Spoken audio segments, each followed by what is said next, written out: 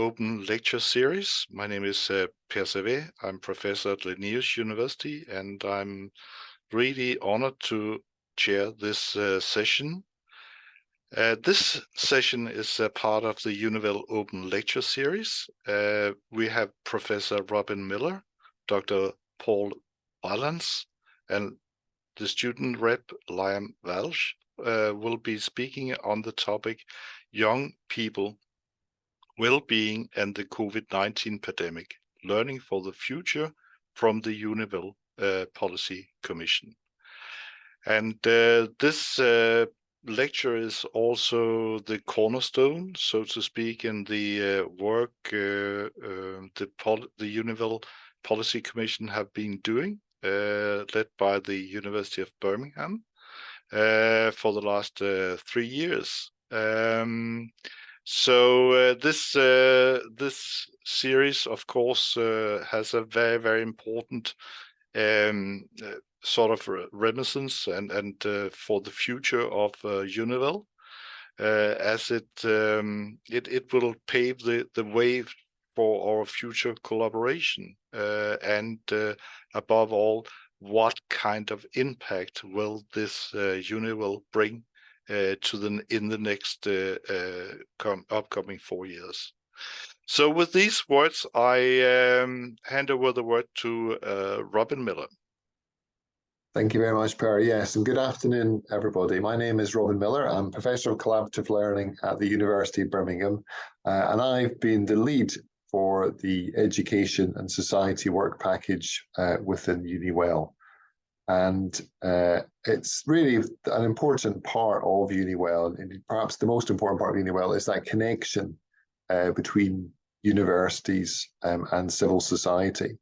And one of the clear mission for EUniWell throughout its life to date, and I think in its next iteration as well, has been how do we better engage university students, university academics with the city regions in which they're based, and the civil society organisation and the rich communities in which are embedded in the local area. And within the Society Education Work Package, we've been able to develop a number of initiatives through working in collaboration across the EUniWell partnerships, which include a mayor's placement scheme, where students from across Europe have spent time within a mayor's office in a city. The first one was in Birmingham, and the students were looking at health inequalities faced by girls and women in the city. We've also developed resources to support students, academics, and civil society organisations to be able to communicate and collaborate better through our civic leadership platform. And we've undertaken the Policy Commission, which we're very proud to share with you today. So Paul, can you go forward a slide? Thank you very much. So I'll be just doing the introduction to the Policy Commission and a bit of background to methodology. Paul will be sharing the insights from the Policy Commission and the recommendations for civil society and for universities. And then Leo will be providing a personal reflection as a student for what COVID and post-COVID response has meant for him. So we're very delighted to have such an excellent panel of speakers and to be chaired by Per. So can you go forward one slide, Paul?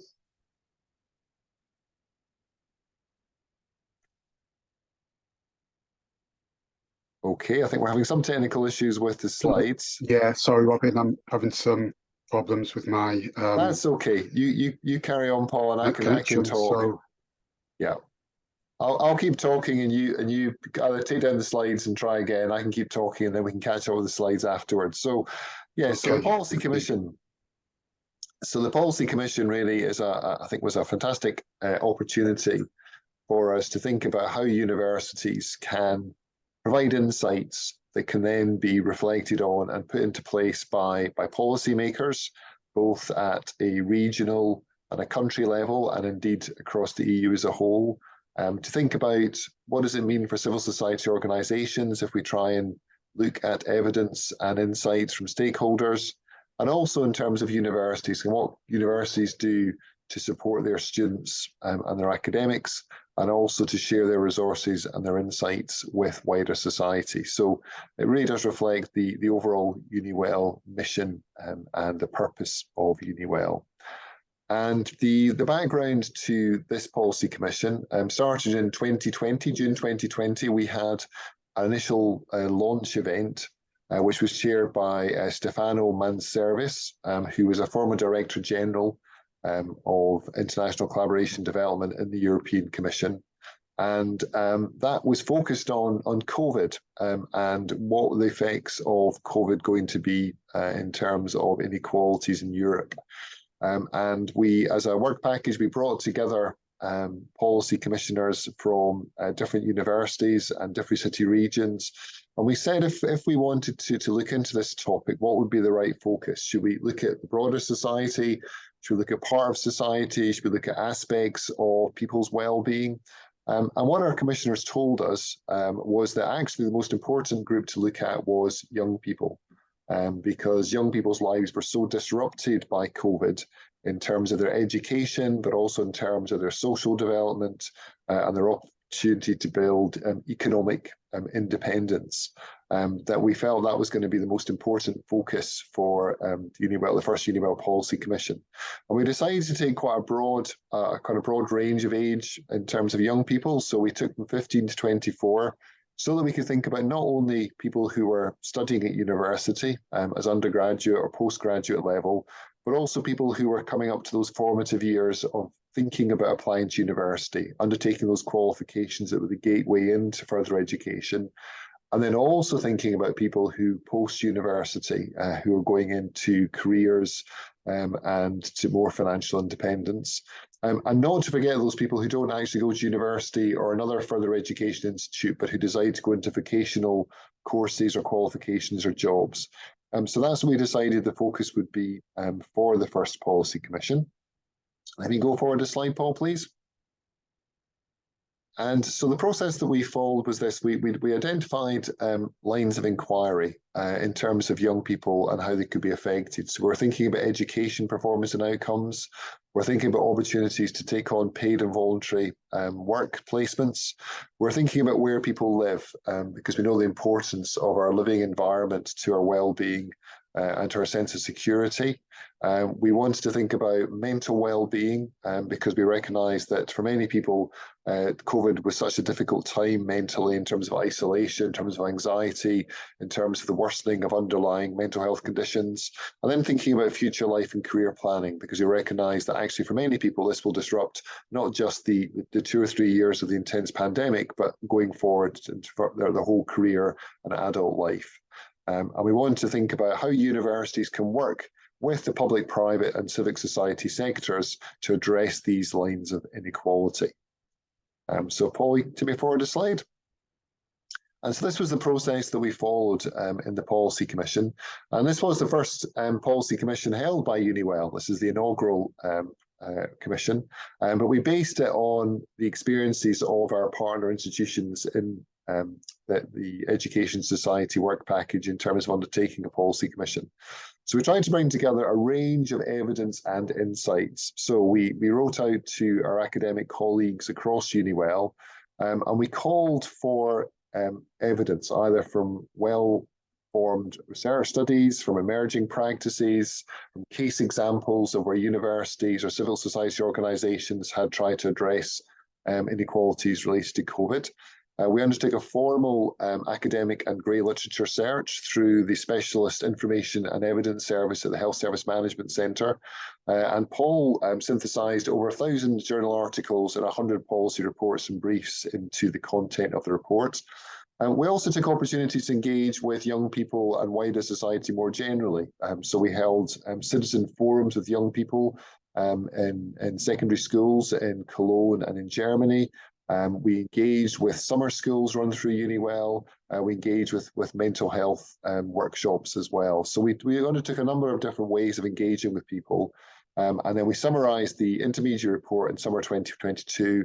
And then from that, we gained feedback from our policy commissioners, from civil society and from academics. And that led to us forming the overall final report.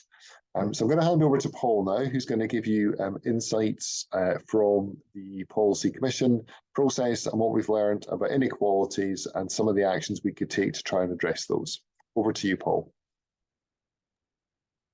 Yeah, thank you, Robin. Yeah, apologies for the slides don't seem to be working in the main view, so we'll kind of keep it with this. I think it might be my internet connection that might be having an issue, so if there is a problem, I'll stop my video and see if that helps. But yeah, so we structured the evidence review into these three kind of larger themes. So the impacts on young people in education, which includes secondary education and tertiary education, the impacts on young people in employment or out of employment, in the case of issues around unemployment. And thirdly, the impacts on the mental health of young people.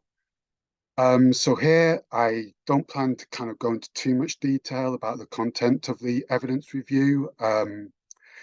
If people are interested, they can refer to the report that's now available through the website. But what I will do is summarise some illustrative findings under each of these three kind of headings that connect particularly to two kind of larger kind of thematic points that we're interested in making. And the first of these is about the kind of long-term and kind of ongoing impacts of the pandemic on young people. So in relation to education, obviously the pandemic brought a shift to remote learning.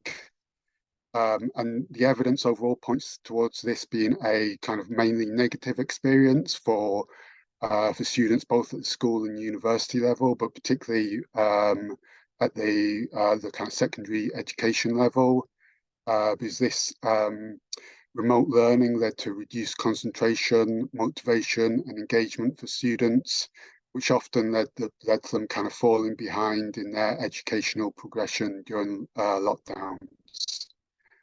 In relation to employment, obviously COVID brought a huge economic shock, and this led to a rise in youth unemployment, really, I think, across all European countries. And this was relatively short-lived. It was mainly just in 2020, partly due to the employment protection schemes that governments introduced. The kind of furlough schemes, the wage subsidy schemes meant that youth employment kind of bounced back fairly rapidly to the same levels. But there is evidence that this kind of shock did have an impact, particularly on young people that were making a transition from secondary education into the labour market during the pandemic, and particularly during the first year of the pandemic. And then thirdly, in relation to mental well-being, there is a lot of evidence that the pandemic led to worse mental health amongst young people in general, and this comes from studies of the population as a whole within European countries. There is kind of findings pointing to young people being affected more than people in other age groups, but also kind of studies focusing on particular kind of groups of young people within the 15 to 24 age kind of range that we cover. So this includes adolescents, university students, which I think we'll talk more about later, and also those that were in the kind of labour market. So either working during the pandemic or those that were unemployed. And the bigger point that we'll kind of take from this is that all of these impacts have the potential to kind of have longer term impacts on the young people who were affected. So we economists particularly use this kind of term of scarring to relate to people who experience unemployment earlier on in their kind of working working lives and how this can kind of continue to have negative impacts on them throughout the rest of their working lives. So I think this is quite a kind of an interesting idea about how some of these impacts, although they might have been short-lived, could have kind of longer-term implications.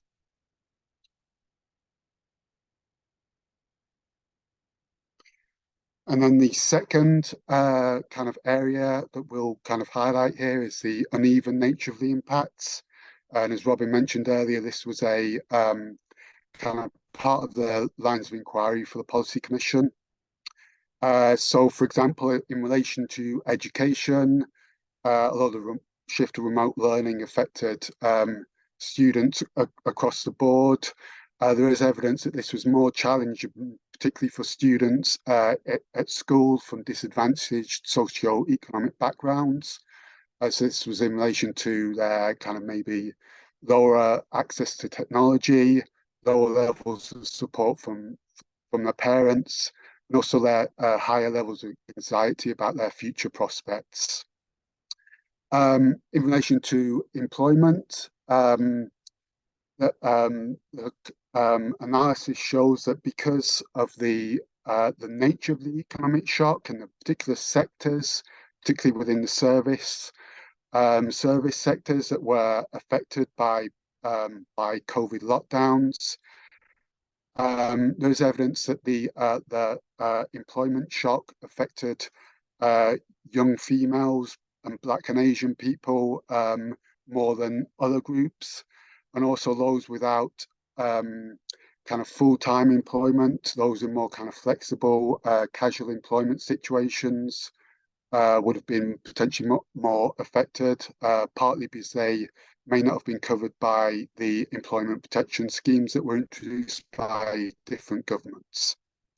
And finally, in relation to mental health, there is evidence that, again, although these impacts were right across different kind of demographic groups, there was impact that young females were more, their mental health was more affected than young males. And also there were studies that identified particular at-risk groups that we cover in the Policy Commission.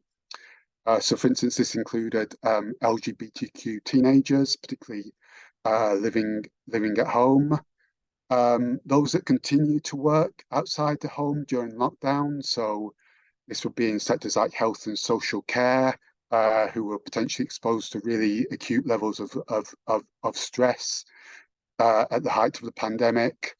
And also, of course, those that faced really acute financial insecurity or unemployment.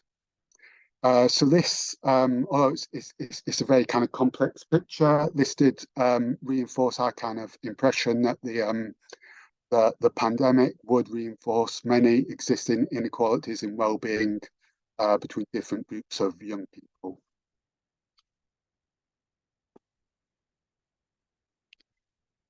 So kind of moving on, the next stage was to kind of think about what the potential policy implications of this evidence that we found were. And partly this was situating this in a kind of changing context as we're doing this through kind of 2022 and into 2023. Because during this time, even as the public health threat from the pandemic was declining, the kind of we believe that the impacts on young people across Europe was continuing to be felt, and this would be kind of in the near term as cohorts of young people continue to kind of progress through the educational system and into the labour market, but also potentially look into the future in the long term in relation to some of the kind of scarring effects that I kind of mentioned just earlier. And really, since the start of the pandemic, the European Union have kind of taken certain steps to kind of look to support young people as part of a post-pandemic recovery. So this is just a few examples I have listed here of kind of initiatives that they kind of introduced or coincided with this. So there were, for instance, more financial support for the member states to counteract the economic shock of the pandemic. There was the action plan for the European Pillar of Social Rights, and this kind of enshrines certain commitments to equal opportunities for well, kind of all citizens, but particularly for young people in relation to education, employment, and other types of social protections, which will address some of the issues that I've been talking about in relation to the pandemic. And also there was introduced a kind of reinforced youth guarantee, and this aims to ensure that young people will receive a good offer of employment or further educational training, either after leaving full-time education or becoming unemployed. But again, during this kind of period since 2022, as a kind of pandemic has maybe fallen into the background a bit, other crises across Europe have come to the fore that kind of compound potentially some of the effects of the pandemic on young people. So obviously this includes the kind of terrible situation in Ukraine, as well as kind of ongoing kind of anxiety around the climate change emergency. But here we're particularly thinking about the cost of living crisis and how this could kind of intersect with some of the impacts of the pandemic, particularly that have affected the kind of financial resilience of some young people. So this led us to kind of propose these 7 policy lessons within the Policy Commission report. And these are at kind of different levels. So at the level of the European Union as kind of a common environment for most of EUniWell, but also for national and regional governments, including in the UK, and also for universities as well. So I'll just very quickly run through these.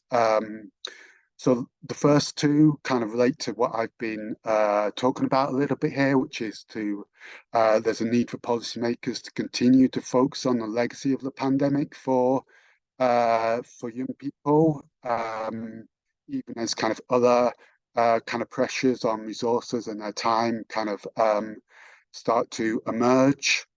And in relation to this, policymakers should commission kind of ongoing longitudinal research into the effects of the pandemic, so we continue to deepen our kind of knowledge of some of the impacts that I've been talking about and how they'll kind of change over time. The next one will be to build on some of the EU training and employment support programs that I've just referred to.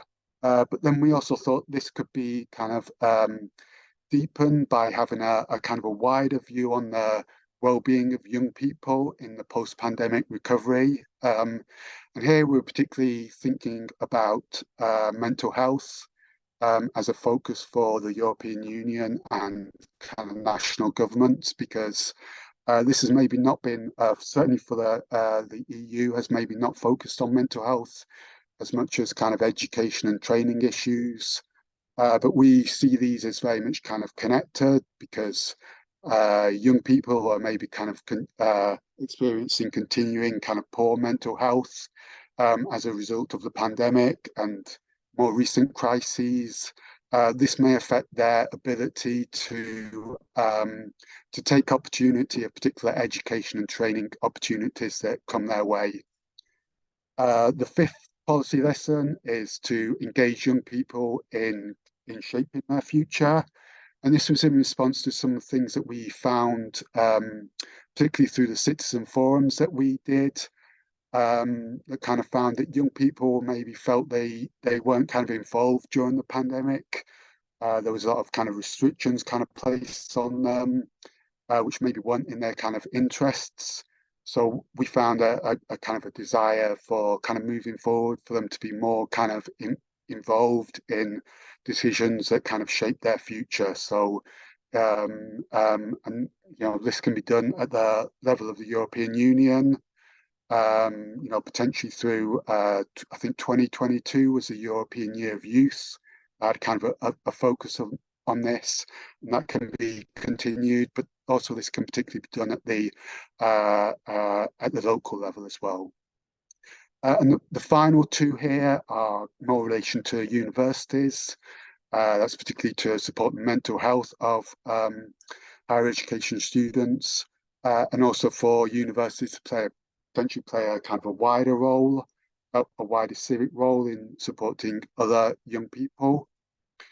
I'll just kind of talk about this briefly as part of my final slide here, because as part of the Policy Commission process, we also looked at the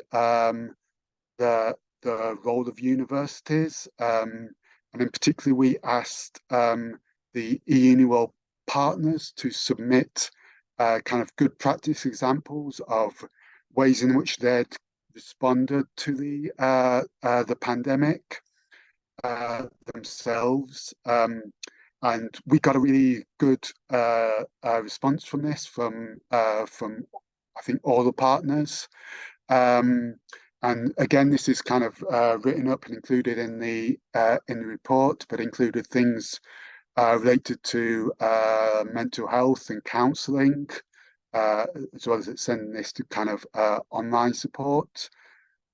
Birmingham introduced new kind of weekly online group tutorials to make sure all students would continue to be connected. And then other universities kind of provided other types of support for instance, for international students, and also for students that were maybe facing kind of financial challenges through the pandemic, there to make sure they had kind of extra assistance here. But then also within the report, we also talk about universities potentially playing a kind of wider civic mission, and this would imply them helping young people who not just their students, but also students kind of prior to university, and also those that don't go to kind of university, within their wider cities and regions. And there is some examples of universities kind of doing this through the pandemic that we also kind of picked up on, particularly in their role in helping the health service through the pandemic. But I think there's kind of an open question here, which is maybe something we can kind of cover in the discussion, which is around how EUniWell can continue to support this civic role, particularly by working with other local stakeholders, so schools, employers, youth organisations, or directly engaging with young people in the future.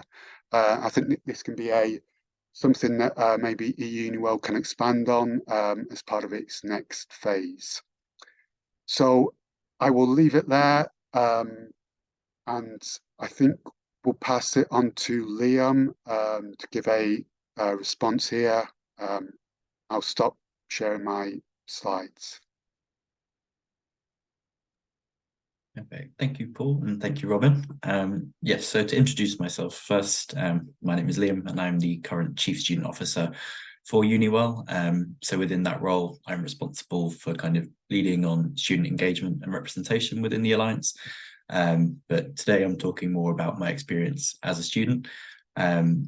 So I was a student in the pandemic. I was studying my BA in geography, and I graduated this summer. So I very much started during the pandemic. So I'll talk a bit about kind of my general experience as being a student under these new and unusual conditions, and more generally about that student experience, and then also touch on how EUniWell has an important role in engaging with this as a specific issue and well-being more generally. So I actually started originally my bachelor's in September 2019, and then I decided to defer about a month into my studies. So I still had that experience of what a normal freshers or first year experience would look like. before coming back in September 2020 and experiencing it in a completely new way, with COVID restrictions in place, and very much having that high contrast between what was the in-person experience the year before to a completely virtual and in many ways isolated experience then the second time around. And I think that contrast was able to give me quite a unique insight and experience in kind of seeing both firsthand, and kind of really personally highlighted for me, you know, where I was able to see where other students that were starting in my original year kind of got to have those normal socialized experiences compared with people that were in my cohort throughout the rest of my degree in 2020 onwards. So I think kind of the major thing that was emphasized with all the changes that came in place in the pandemic, especially around lockdown restrictions, was that the change to university is much more than just a change in your education and your educational practices, because for almost all students, it's not just, as I say, transitioning from being in a school environment to then being in lectures and paper writing. You're also oftentimes moving away from home, you're becoming suddenly very independent, and all of this now is not done in a way that you can potentially, you know, pop home for the weekend. All of that elements were gone. You were very much thrown in on your own into new environments, new people. A lot of the time for freshers, it was you were in your flat with maybe 6 to 8 other people, and you just kind of had to get a big stroke of luck to ensure that those were people that you were also getting along with. And so the individualism of the university experience was particularly highlighted then, whilst also conversely highlighting how universal that COVID experience was, because all students in that year group had to go through that together, but they were the first to ever do it. So it was a completely new thing, a completely new unknown. And it wasn't just, as I say, the experience of education, but social environments, just getting to know people, introducing yourself to people, was being done in completely new ways. And alongside that, in a very short turnaround between kind of March and September of that year, the entire higher education system had to be rewritten, reevaluated, because all working practices were suddenly thrown out of the window. And as a student, you were only on the receiving end of it. You weren't involved in that decision-making process. So it was kind of a lot of faith to believe in and ensure that everything was being done in the best way possible for students. Because as I say, you were just getting the end hand of it and being told, this is how things are going to work from now on, get on with it and good luck. And it wasn't just a matter of lectures were suddenly on a Zoom call or online anymore. Everything about the education experience was different, because a lot of the time lectures were delivered pre-recorded, and seminars as well. So you might not just having to re-understand how you approach education, but also there are a completely new set of life skills being thrown at you as well.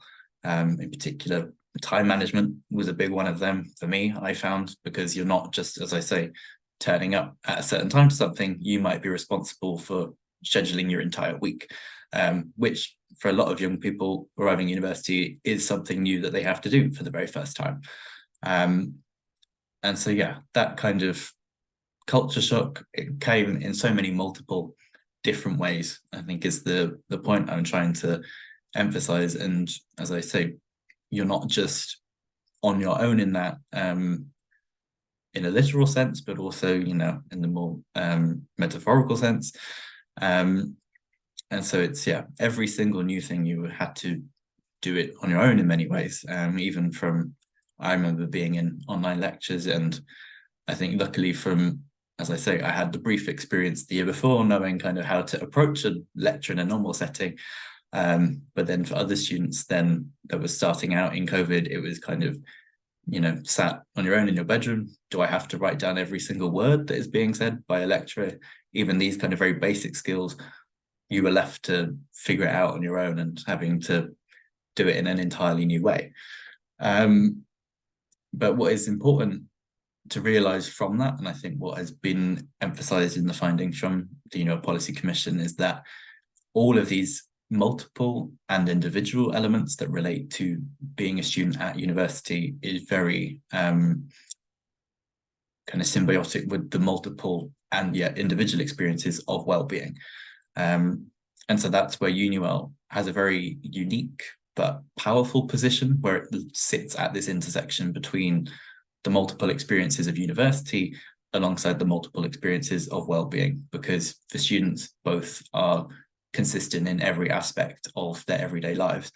So the work that EUniWell is able to achieve, not just in reflection of the impacts of the COVID pandemic, but in everything that they do as an alliance and moving forward, I think this particularly emphasizes where that is something important, because while the COVID pandemic may be over in some aspects, as Paul was saying, this idea of scarring is something new, because it is a generation of students now that the effects moving forward into working life or further education remains unknown, because, as I say, there's skill gaps potentially there where you've figured things out on your own, or a lot of the time, including myself, you want to have work experiences, professional placements, and for the most part, it wasn't until the final year of studies that these could be revisited. So, for example, I was actually one of the students on the mayor's placement at Birmingham City Council. I did that as well. So that was kind of my first proper experience of a working environment, but it was all, again, entirely online for much fewer contact hours than you would normally get in a professional experience setting like that. So it's, again, to emphasize that the university experience being completely jolted in a different direction wasn't just that singular thing. It was all aspects of a student's life were completely shifted.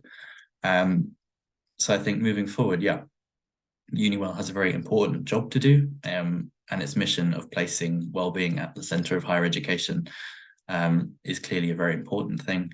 And as long as that can be continued and the lessons that can be learned from the COVID pandemic will surely produce greater things for students and the wider student experience.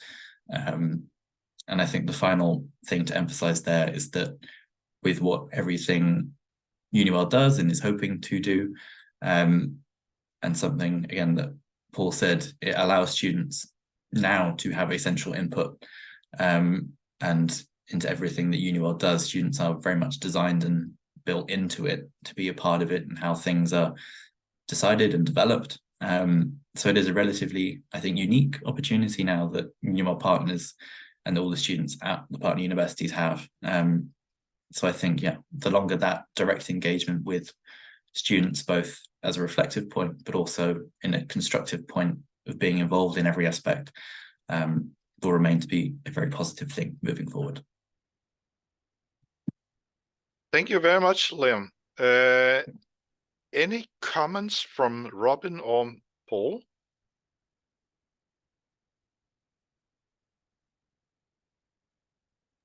No, I'll just say, yeah, I thought, yeah, that was very, very interesting, Liam. Yeah, thanks for that. And yeah, it was good, yeah, to have a kind of an experience of a kind of student here, because kind of as part of the policy commission, we did, as Robin mentioned, we did some citizen forums, you know, and that kind of fed into the process a little bit. So it was kind of good to have, as well as all the kind of the academic, you know, studies that we reviewed and kind of the other kind of evidence, having, I think having that kind of, you know, lived experience of young people was really, really kind of helpful in us, yeah, kind of writing up the policy commission.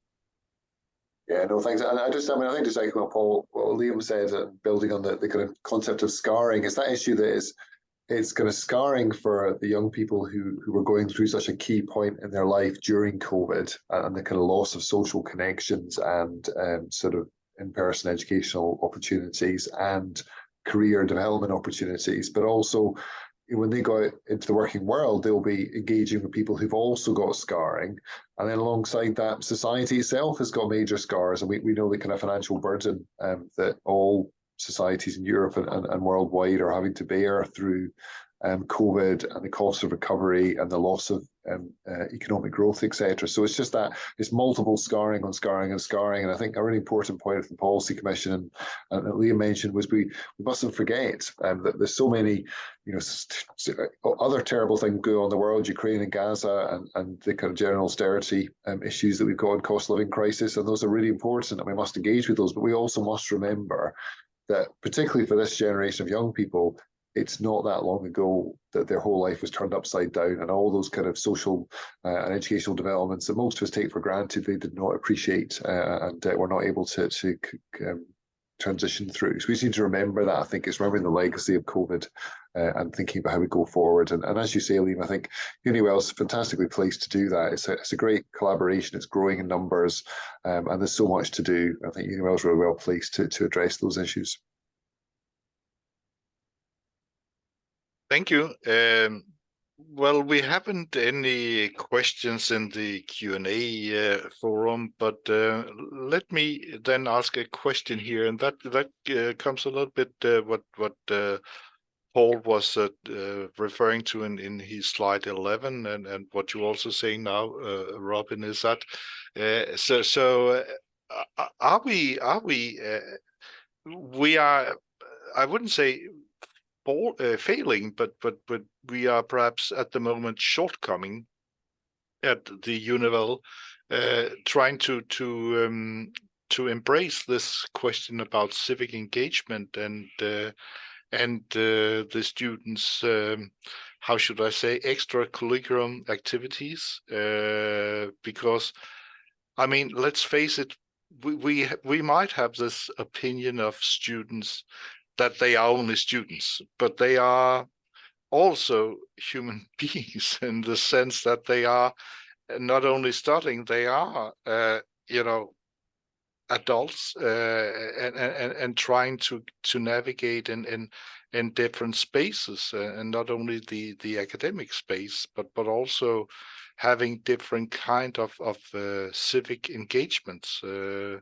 Whether that is the scout movements, it's sports, it's social activities, and so on.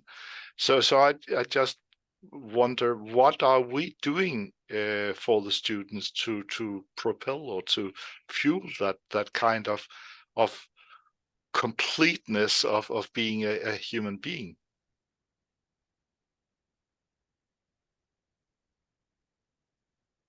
That's a big question, an important question, Per. Yeah, and I think worth, in terms of the sort of general, looking back at University of Birmingham, when we first started off, we were one of the first social work programs in the UK, and that began with the Birmingham settlement movement, which was where university students went to live in deprived communities and not only brought their skills and resources and networks to support the communities, but also learn from the communities as well. And it's very much about reciprocity and joint education and growth. And I think that sort of notion, that basic principle, the dynamic of giving and receiving, I think such an important one for universities and civic universities in particular to engage with. And I think we see some great examples of that. I know in Birmingham there's some fantastic volunteering activities done by students. And as a university as a whole, we've got a commitment that staff can have time off to go and engage with volunteering opportunities. But there's way more that we can do. And I think going forward for EUniWell, I think we've got this incredible range of associate partners who come from all parts of civil society and private business. And my sense would be we made some sort of use of them. We engaged them to some degree, but not to the degree which we could have, and we should have, actually. So I think going forward for the next chapter of EUniWell, that's going to be a major part of it, is how do we bring in our civil society organisations to learn from them, to develop their capacity, and to provide opportunity for students and academics to engage more with kind of volunteering opportunities and those kind of community capacity building activities that civil societies do. So I think there's a foundation, but there's certainly a lot more growth that we could do, I think. Yeah, Paul. Just to build on that, I know EUniWell has been doing a lot of kind of things like the kind of service learning program and the mayor placement program that Liam mentioned, I think was kind of part of. So they have been doing during the pilot phase some more kind of civic engagement activities that do kind of address this idea of kind of students as developing kind of skills as kind of citizens, as well as kind of potential future employees. So there certainly is some existing kind of work there that we can kind of build on. But I think as Robin says, the challenges may be how that can be kind of scaled up, obviously beyond the initial kind of quite small scale pilots that we've had so far, and particularly how we can kind of make contacts and with a wider set of kind of potential associated partners. Yeah, and in the end of the day, it might be that EUniWell should run a sort of European Academy for Civic Engagement, because I mean that could also mean that, as you said, Paul, that we deliver leadership education for not only for future career, as Liam was talking about, but also private careers. That also a necessity, that the well-being of NGOs, for example, that calls for skilled leadership. So I see a great opportunity, a great platform here for in EUniWell for the future. Another thing concerning this the students. I mean, so far we perhaps have looked very much on the European students, but reality is that we actually cover almost all nationalities in amongst our students. Yet we focus mainly on the well-being in EUniWell, and of course this is a European project. But I just sometimes wonder, aren't we looking a little bit into our own village? Aren't we? How open-minded are we really concerning this well-being of others? Yeah, I mean, I think that's a really important point, Per, both in terms of our responsibilities as universities, as a partnership towards our fantastic diverse group of international students that we have studying with us. So I agree with that, but also learning from those insights that we have from people's own civil societies when they're coming to study in Europe, have grown up and engage with wider communities in their region. I think that's absolutely key. And also in terms of us sharing our approaches wider in the world. And I think that's a very important dynamic that hadn't really struck me. But you're right that we are quite focused on the European dimension, which is complex enough and rich enough, but actually not enough. And we're seeing again, aren't we, this week in terms of Europe and the global stage, and there's a dynamic interaction between those, and we shouldn't avoid that, and we can't avoid it even if we wanted to. So I think that's a good point, actually. Something more we could do around that. I don't know, Liam, is that something that's come up in your kind of, in terms of the students who've been involved? Have they largely been European students, or has there been a kind of more diverse student group that have been involved? Yeah, I think on the whole, it is majority European that we've had, but we have also engaged with international students that have then gotten involved with opportunities through EUniWell, whether that's kind of through student representation or other offers that are available. But I do think the kind of core question that does remain is, what is well-being? And I think that then gets completely blown up when you look at it on the individual, national, European, and then international scales. It all becomes a very, I think, difficult but exciting opportunity, because even when you break well-being down to itself as just the concept itself, we've had discussions where even then it becomes something very hard to translate when you're looking in different languages. I think I remember talking to a German colleague once, saying the word doesn't directly translate to any one word in German. There's kind of 5 different words that could mean well-being. So it's a very interesting thing when you're faced with a concept that is supposedly kind of a great universal thing that we all share, but one that is very hard to understand as a single thing between all cultures and nationalities. So I think, yeah, it's a strange juxtaposition there between something that is completely universal, but also so widely individual. But I think, yeah, that is both a challenge and a great prospect for EUniWell. Yeah, and you're absolutely right, and I think we also have to face or realize what von Leyen is saying, that about this European Bauhaus, and it's we are building it. It's not completed. It probably will never be completed, but it's a process of and what I like this stressing the beauty of Europe. Instead of always talking about all the problems and challenges of Europe, we also have to really see the opportunities and the beauty of living in a place we are actually sometime. Yeah. Right. I don't see any further questions in the Q&A forum. Do you have any further comments, Robin, Liam, or Paul? No, I think that's been great. I guess we just look forward to continuing the dialogue and the discussions, really, and hopefully in the next iteration of EUniWell there'll be other policy commissions. But the insights and the impacts and the actions from the COVID and young people one will still remain, actually, and it'll be really important to see those threads still within EUniWell as it goes forward to the next stage of the partnership. So that's it for me. Thank you. So thank you very much for participating in this open lecture. Thank you very much and have a good evening.